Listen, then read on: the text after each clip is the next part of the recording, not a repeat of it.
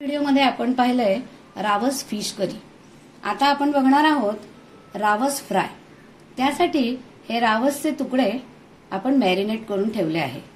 त्याला आपण मीठ, हळद, आलं लसूण पेस्ट, लाल तिखट, जिरं, थोडी कोथिंबीर आणि मीठ लावून मॅरिनेट करून ठेवले आहेत। आता आपण हे फिशचे तुकडे फ्राय करून घेऊया।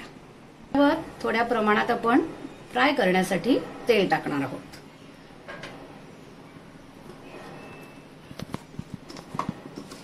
तेल गरम झाले आहे। आता आपण मॅरिनेट केलेले हे फिशचे तुकडे रव्यामध्ये तिखट, मीठ, हळद, जिरं हे घालून घेतले आहे आणि त्यात आपण ते घोळून घेऊन तव्यावर टाकणार आहोत।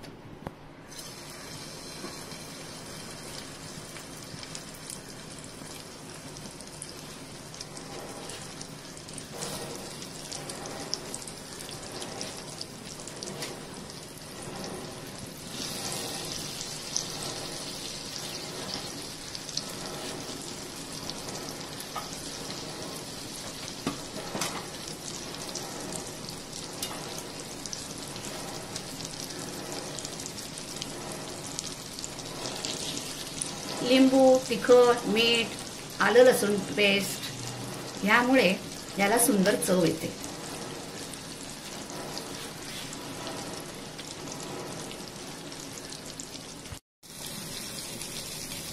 आपण बघू शकता रावस अगदी छान प्रकारे कुरकुरीत फ्राय झाला आहे।